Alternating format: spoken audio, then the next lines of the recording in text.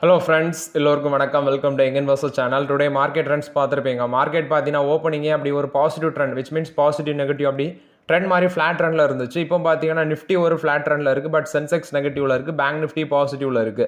So ஓலாட்டு மார்க்கெட்டில் நான் வந்து கிட்டத்தட்ட 240 அந்த சமயத்தில் ரெக்கார்ட் பண்ணுறேன். நிஃப்டி 4 பாயிண்ட்ஸ் நெகட்டிவில் இருக்குது, 23,734 பாயிண்ட்ஸ் நெகட்டிவில் ட்ரேட் ஆகுது. மேபி மார்க்கெட் பாசிட்டிவ் ட்ரெண்டில் கூட க்ளோஸ் ஆகலாம். இன்னும் கிட்டத்தட்ட 45 மினிட்ஸ் இருக்குது மார்க்கெட் க்ளோஸ் ஆகிறதுக்கு. சென்செக்ஸ் 163 பாயிண்ட்ஸ் நெகட்டிவ்ல இருக்கு, 78,420 பாயிண்ட்ஸ் அந்த ரேஞ்சில் இருக்கு. பேங்க் நிஃப்டி 50,475 இருக்கு, 317 பாயிண்ட்ஸ் பாசிட்டிவ்ல இருக்கு. நான் பேங்க் நிஃப்டி ஒரு நல்ல பெர்ஃபார்மன்ஸ் கொடுக்குறாங்க. இண்டஸ்இண்ட் பேங்க் இன்னைக்கு ஒரு நல்ல பெர்ஃபார்மன்ஸ் கொடுத்துச்சு. இன்னைக்கு வந்து அவங்க இன்னைக்கு பார்த்தீங்கன்னா இண்டஸ்இண்ட் பேங்க் 1066 ருபீஸில் ட்ரேட் ஆகுது, கிட்டத்தட்ட 2% பாசிட்டிவ்ல இருக்கிறாங்க. அதுபோக கனரா பேங்க் வந்து 3.5% positive, bank of Baroda 3.5% positive, IDFC first bank 2.5% பாசிட்டிவ்ல இருக்கு. Federal bank, Punjab national bank, HDFC bank, ICICI bank இதெல்லாமே பார்த்தீங்கன்னா ஒரு 1.5% பாசிட்டிவ்ல இருக்கு. ஆக்சிஸ் பேங்க் ஃபேட் பாசிட்டிவ்ல இருந்தாங்க. Kotak Mahindra bank, AU small finance bank, state bank of India இந்த 3 பேங்கும் பேங்க் நிஃப்டியில் நெகட்டிவ்ல இருக்கு. So IndusInd bank, IDFC first bank இதெல்லாமே இன்னைக்கு பாசிட்டிவ்ல இருந்தாங்க. ஓவர்லாட் இந்த பேங்க் ஸ்டாக்ஸை கொஞ்ச நாள் வாட்ச் பண்ணும்போது ஒரு பாசிட்டிவ் ட்ரெண்டுக்கு மாறுறாங்க. அதில் குறிப்பாக இண்டஸ்இண்ட் பேங்க் 1000 பிரேக் பண்ணி இன்னைக்கு 1077 சம்திங் போனாங்கன்னு நினைக்கிறேன். இப்போ 1066 ருபீஸில் இருக்கு. ஐடிஎஃப்சி ஃபர்ஸ்ட் பேங்கும் 2.5% மேலே பாசிட்டிவ்ல இருக்கிறாங்க. ஸோ ஓவர்லாட்டு மைக்ரோ ஃபினான்ஸ் இண்டஸ்ட்ரியில் இருக்கிற ஸ்ட்ரெஸ் வந்து பார்த்தீங்கன்னா குறையுது. இண்டஸ்இண்ட் பேங்கோட ரிசல்ட்ஸை நீங்கள் முந்தின குவார்டரோட கம்பேர் பண்ணி பார்த்தீங்கன்னா புரிஞ்சிருக்கும். Which means year on year கூட கம்பேர் பண்ணதை விட்டுட்டு குவார்டர் ஆன் குவார்டர் பேஸில் கம்பேர் பண்ணியிருந்தீங்கன்னா அந்த ரிசல்ட்ஸ் வந்து பெட்டராக தான் இருந்துச்சு. இண்டஸ்இண்ட் பேங்க் அந்த ட்ரெண்டில் மேலே போகிறாங்க. மேபி ஒரு 2 குவார்டரில் வந்து பார்த்தீங்கன்னா இந்த மைக்ரோ ஃபினான்ஸ் இண்டஸ்ட்ரியில் இருக்கிற ப்ரெஷர் மேபி குறைய சான்சஸ் இருக்குது. ஸோ இது வந்து மைக்ரோ ஃபினான்ஸ் பிஸ்னஸ் அதிக அளவில் குறிப்பாட்டு ஐடிஎஃப்சி ஃபர்ஸ்ட் பேங்க்ல இருக்குது, கர்நாடகா பேங்க்ல இருக்குது, சவுத் இந்தியன் பேங்க்ல இருக்குது, அதே மாதிரி இண்டஸ்இண்ட் பேங்க்ல இருக்குது. ஸோ இதெல்லாமே ஒரு 2 to 3 குவார்டர்ஸ்ல வந்து கிளியர் ஆகும் போல தெரியுது. ஸோ அதனால ஸ்டாக் ப்ரைஸ் மேலே போகுது. நெக்ஸ்ட் நீ பார்த்தீங்கன்னா ஜைடஸ் லைஃப் சயின்ஸோட ரிசல்ட்ஸ் வந்திருக்கு. ஸோ ப்ராஃபிட் ரெவன்யூ ரெண்டுமே பார்த்தீங்கன்னா எஸ்டிமேஷனை விட தாண்டி தான் வந்திருக்கு. ரெவன்யூ 17% இன்க்ரீஸ் ஆயிருக்கு, 5,269 கோடியா இருக்கு. நெட் ப்ராஃபிட் 29.6% இன்க்ரீஸ் ஆயிருக்கு, 1,024 கோடி பண்ணியிருக்காங்க. எபிட்டா 11.4% இன்க்ரீஸ் ஆயிருக்கு, எபிட்டா மார்ஜின் 22.9% இருக்கு. விச் மீன்ஸ் இதில் ப்ராஃபிட் அவங்களுக்கு அதிகரிக்கிறதுக்கு காரணம் அப்படின்னு சொல்லி பார்த்தீங்கன்னா இந்த டாலர் கீழே விழுறதுனால அவங்களுக்கு ஃபாரெக்ஸில் வந்து ரெவன்யூ வர்றது வந்து பார்த்தீங்கன்னா அதிகரிக்கும். இந்த ஃபாரெக்ஸ் கெயினில் மட்டுமே அவங்களோட ப்ராஃபிட்டபிலிட்டிக்கு இன்க்ரீஸ் ஆனது 183 கோடி மட்டும் பார்த்தீங்கன்னா அந்த ஃபாரெக்ஸ் கெயினில் அவங்களுக்கு கிடச்சிருக்கு அப்படின்னு சொல்லியிருக்காங்க. ஸோ ஒரு நல்ல ரிசல்ட்ஸை தான் போஸ்ட் பண்ணியிருக்காங்க ஜைடஸ் லைஃப் சயின்ஸோட ரிசல்ட்ஸ் பார்க்கும்போது. யூஎஸோட ஃபார்முலேஷன் பிஸ்னஸ் 31% க்ரோத் காமிச்சிருக்கு. ஸோ யூஎஸோட ஃபார்முலேஷன் பிஸ்னஸ் பார்த்தீங்கன்னா ஒரு க்ரோத் ரேஞ்சில் தான் போயிட்டு இருக்கு. வால்யூம் எக்ஸ்பேன்ஷன் லாஸ்ட் 12 monthsல நியூ லான்ச்சஸ் எல்லாமே பண்ணியிருக்காங்க. இந்த பிஸ்னஸ் வந்து அவங்களோட கன்சாலிடேட்டட் ரெவன்யூக்கு வந்து 4 to 7% வந்து அக்கௌண்ட் ஆயிருக்கு அப்படின்னு சொல்லியிருக்காங்க. அதில் அவங்க லான்ச் பண்ண 5 ப்ராடக்ட்ஸ் வந்து வேர்ல்ட் டாப் ஃபார்மா மார்க்கெட்டில் வந்து இருக்குது அப்படின்னு சொல்லியிருக்காங்க. கான்ஸ்டன்ட் கரன்சி டேர்மில் ரெவன்யூ வந்து $285 மில்லியன் வந்திருக்குது. இந்தியன் ஃபார்முலேஷன் பிஸ்னஸ் வந்து பார்த்தீங்கன்னா மார்க்கெட்டை கம்பேர் பண்ணும்போது ஃபாஸ்டராக க்ரோ ஆகுதுன்னு சொல்கிறாங்க. கிரானிக் அவுட் பெர்ஃபார்மன்ஸை பேஸ் பண்ணி கிரானிக் செக்மெண்ட் வந்து பார்த்தீங்கன்னா ஒரு நல்ல மார்க்கெட் க்ரோத்துக்கு ஒர்க் ஆகுது. குறிப்பாட்டு ஒரு சில வருஷத்தில், விச் மீன்ஸ் அவங்க எப்படி மென்ஷன் பண்ணுறாங்கன்னா கடைசி 3 வருஷத்தில் அப்படின்னு சொல்லி மென்ஷன் பண்ணுறாங்க. அந்த 3 வருஷத்தில் பார்க்கும்போது 370 பேசிஸ் பாயிண்ட் இன்க்ரீஸ் ஆயிருக்கு அப்படின்னு சொல்லியிருக்காங்க. 42.4% வளர்ச்சி அடைஞ்சிருக்கு ஓவர் த இயர்ஸ், அதாவது விச் மீன்ஸ் லாஸ்ட் 3 இயர்ஸில் அப்படி மென்ஷன் பண்ணுறாங்க. இதில் இந்தியாவோட formulation and consumer wellness business வந்து 7% அவங்களோட ரெவன்யூ இன்க்ரீஸ் ஆயிருக்கு, 1,947 கோடியாக இருக்குது. இதில் cardiology, respiratory, anti infective, super speciality therapy of oncology இதெல்லாமே இந்த செக்மெண்ட்டில் வரும். ஆர்கானிக் கேபிட்டல் எக்ஸ்பெண்டிச்சருக்கு வந்து ஒரு 290 கோடி இந்த குவார்டரில் ஸ்பெண்ட் பண்ணியிருக்காங்க. பர்சனல் கேர் செக்மெண்ட் வந்து பார்த்தீங்கன்னா டபுள் டிஜிட் க்ரோத் காமிச்சிருக்கு அப்படின்னு சொல்லி மென்ஷன் பண்ணியிருக்காங்க. ஸோ ஓவர்லாட்டாக அவங்களோட கன்சியூமர் வெல்னஸ் பிஸ்னஸ் வந்து ஒரு டபுள் டிஜிட் க்ரோத் காமிச்சிருக்கு, 4.8% இருக்குது. இந்த இண்டஸ்ட்ரியில் இன்டர்நேஷனல் மார்க்கெட் பிஸ்னஸ் வந்து ஒரு டிமாண்ட் வந்து பார்த்தீங்கன்னா ஒரு டபுள் டிஜிட் க்ரோத் இருக்குன்னு சொல்லியிருக்காங்க. இந்த செக்மெண்ட்டில் ஹெல்த்தி டிமாண்ட் அக்ராஸ் மார்க்கெட் அப்படின்னு சொல்லி மென்ஷன் பண்ணியிருக்காங்க. ஸோ ஓவராலாட்டு ப்ராஃபிட் அதிகரிக்கிறதுக்கு ஃபாரெக்ஸ் கெயின் ஒரு முக்கியமான ரீசனாக இருந்தாலும் யூஎஸோட ஃபார்முலேஷன் சேல்ஸ் $300 மில்லியன் டச் பண்ணியிருக்கு அப்படின்னு சொல்லியிருக்காங்க. ஸோ ஓவராலாட்டு அவங்களோட யூஎஸ் ரெவன்யூ மட்டுமே பார்த்தீங்கன்னா 4 to 7% ஆகுது அவங்களோட ஓவரால் ரெவன்யூக்கு கான்ட்ரிபியூட் பண்ணியிருக்கு அப்படின்னு சொல்கிறாங்க. ஜைடஸ் லைஃப் சயின்ஸோட ரிசல்ட்ஸுக்கு அப்புறம் ஸ்டாக் ப்ரைஸ் வந்து 976 இருக்குது. ஒரு பாசிட்டிவ் ட்ரெண்டில் தான் இருந்தாங்க, 22 times ஏர்னிங்ஸில் இருக்குது.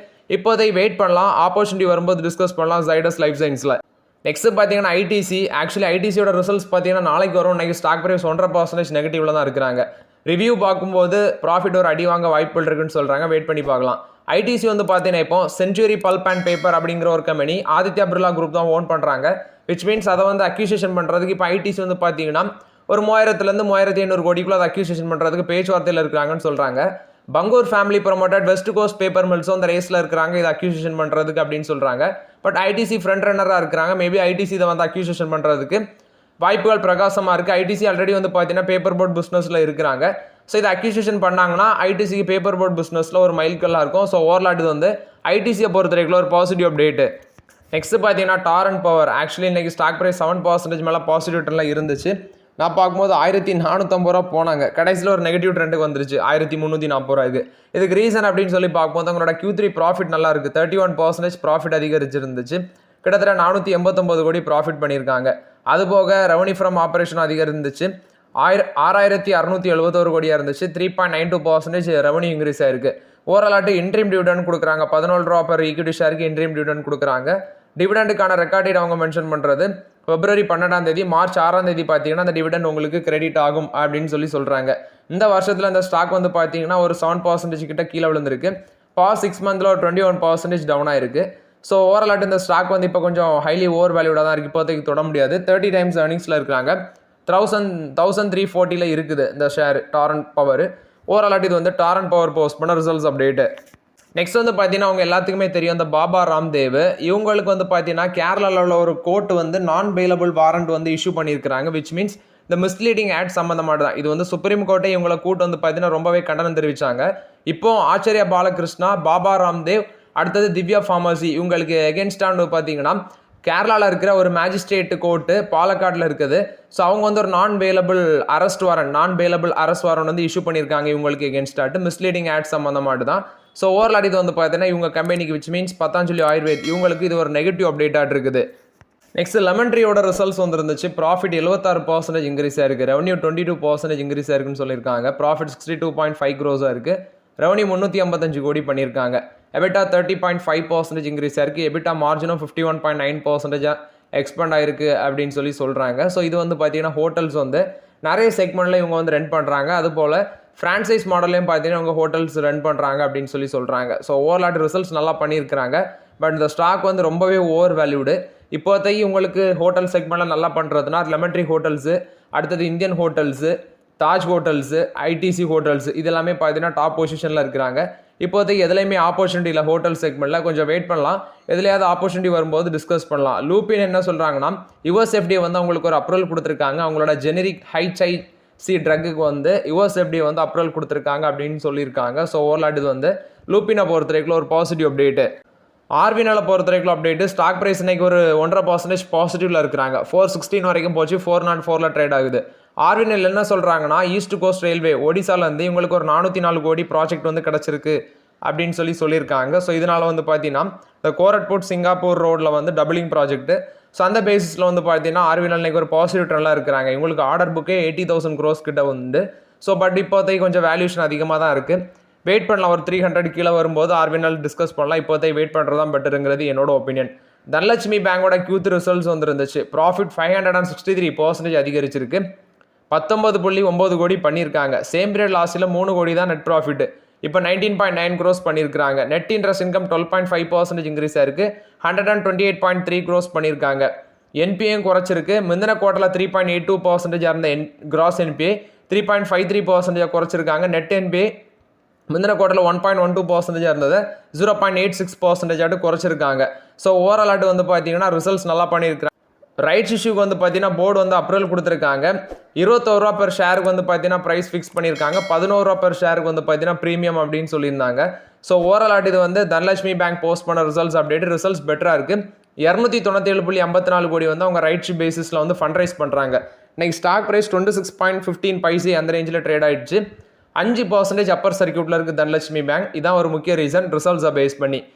உஜ்வன் ஸ்மால் ஃபினான்ஸ் பேங்க் கொடுத்த அப்டேட்டு. இவங்க யூனிவர்சல் பேங்கிங் லைசன்ஸுக்கு வந்து அப்ளை பண்ணியிருக்காங்க. அவங்களோட ஆஃபரிங்ஸை வந்து எக்ஸ்பேண்ட் பண்ணுறதுக்கு குறிப்பாட்டு AU small finance bank apply பண்ணியிருந்தாங்க. இப்போ அதுக்கு அடுத்தபடியாட்டி இவங்களும் பண்ணியிருக்காங்க.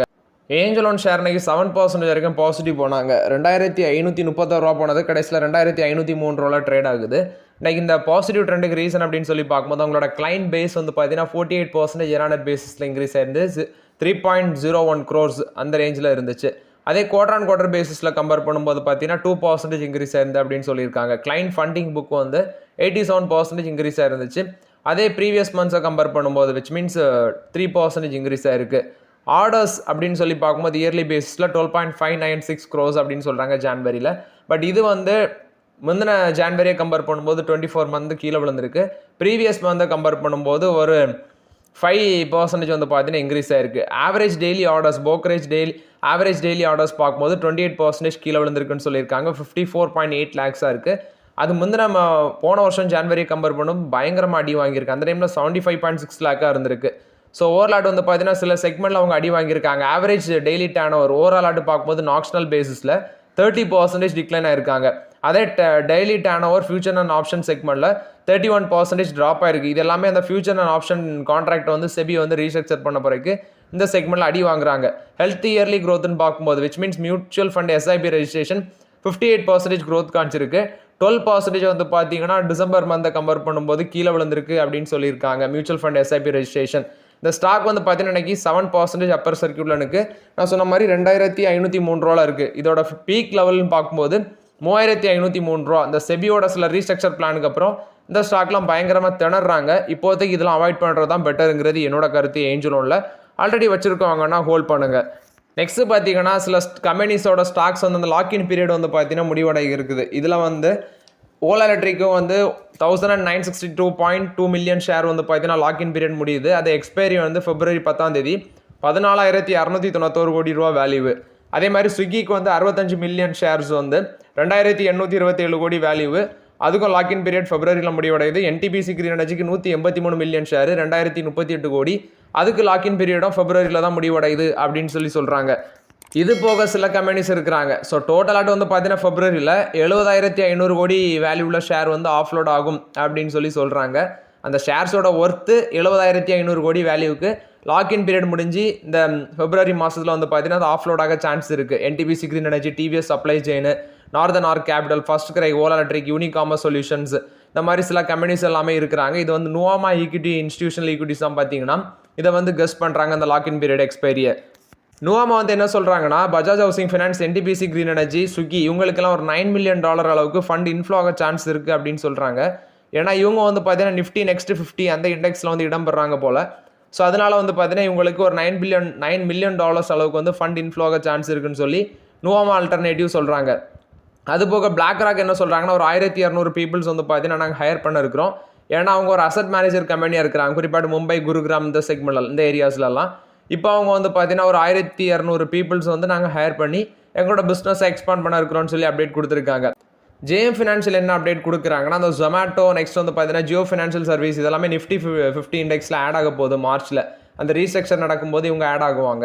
ஸோ இதனால் ஒரு $1.11 billion வந்து பார்த்தீங்கன்னா பாசிவ் இன்ஃப்ளோவாக சான்சஸ் இருக்குது இந்த ஸ்டாக்ஸ்லாம் சொல்கிறாங்க. ஜேஎம் ஃபினான்ஷியல் தான் அந்த அப்டேட் கொடுக்குறாங்க. Britannia industries, Bharat petroleum corporation வெளியே போகும். இந்த ரெண்டு உள்ள வரும்னு நினைக்கிறேன். அது போக முன்னாடி ஈச்சர் மோட்டார்ஸ் தான் வெளியே போவாங்கன்ட்டு இருந்துச்சு. பட் இப்போ பிரிட்டானியா இண்டஸ்ட்ரீஸ் தான் அவுட் ஆகுறாங்க. ஈச்சர் மோட்டார்ஸ் வந்து உள்ள தான் இருப்பாங்கன்னு நினைக்கிறேன். இந்த பாரத் பெட்ரோலியம் கார்பரேஷன், நெக்ஸ்ட் வந்து பிரிட்டானியா இண்டஸ்ட்ரீஸ் இது ரெண்டு வெளியே போவாங்க. ஜொமேட்டோ, ஜியோ ஃபினான்ஷியல் சர்வீஸ் உள்ள வராங்க. $1.1 billion அளவுக்கு பாசிவ் இன்ஃப்ளோ நடக்க சான்ஸ் இருக்குது அப்படின்னு சொல்கிறாங்க. ஸோ ஓகே ஃப்ரெண்ட்ஸ், ஆக்சுவலி இந்த வீடியோவில் சில இம்பார்ட்டன்ட் அப்டேட்ஸ் எல்லாமே டிஸ்கஸ் பண்ணோம். இந்த வீடியோ உங்களுக்கு பயனுள்ளதாக இருந்துச்சுன்னா லைக் பண்ணுங்கள், சப்ஸ்கிரைப் பண்ணுங்கள், கமெண்ட் பண்ணுங்கள். Okay friends, thank you.